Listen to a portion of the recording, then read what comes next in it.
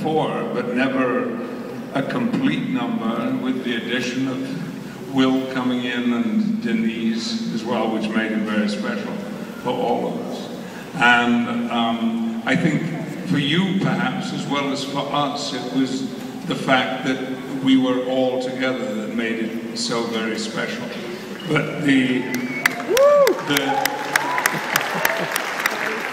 kindness and generosity that you all showed was, even in a world where perhaps we've at times become a little blasé about how we are perceived, last night was extraordinary. Thank you very much.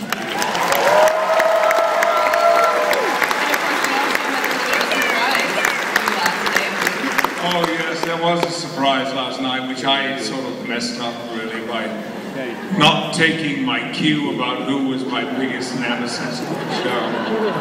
And the fact of the matter is that I never really regarded Q as being a nemesis, because I always had so much fun in all the Q episodes. John Delancey is a fabulous actor to work with, and an interesting and nice man.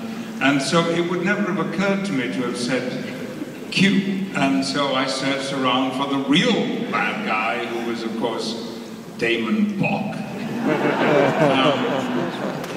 But you know, you've got a love of Ferengi, haven't you? Finally, ultimately, you've got to love them. Well, from Jean-Luc Picard to Charles Xavier, you've played a lot of roles that radiate a kind of authority, measured with a really strong sense of respect and wisdom. Do you have a favorite character that you've played? I'm really sorry to have to tell you that I don't.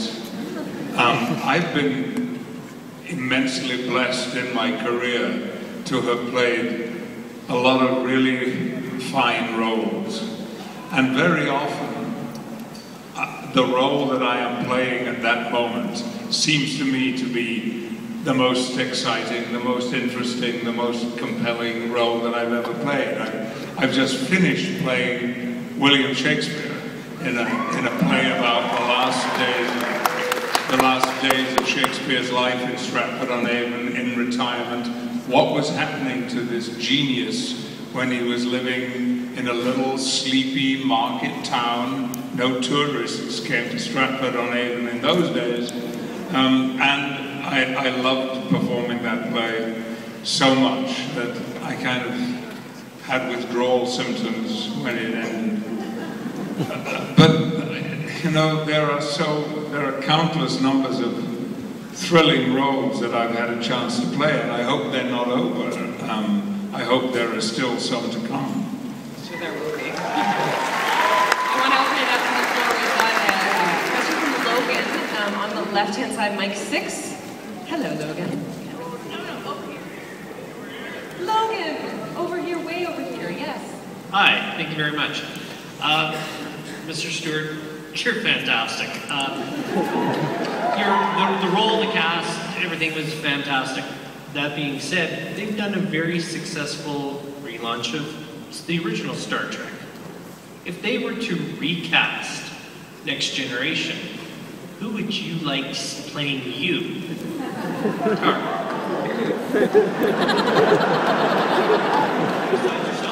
You mean if they were to cast some youngsters? To give somebody else a chance. Not that you can't do the job, but...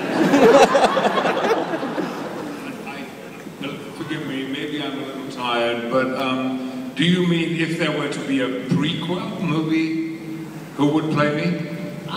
No, more like a reboot. Why would they do that?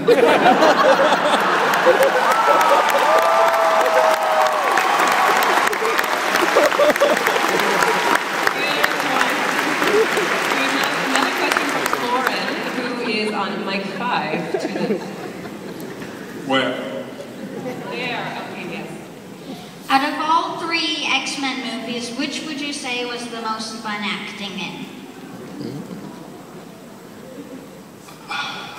I would say number 2, for this reason. I love working with Bryan Singer, and by the time we came to number 2, we were very established, not only in our roles, but in the whole world of the X-Men. We were comfortable with one another. You know, we started shooting the first X-Men, and Wolverine was not cast. And one morning, this nice Australian guy showed up, and we were filming, and he said, "Oh, I'm here to do a screen test for Wolverine." So he hung out with us for a while, and then he went off to do his screen test, and we all said, you know, break a leg, and then we said, "He's adorable." So when he came back and told us, actually all he told us was he thought it had gone well. We kept our fingers crossed,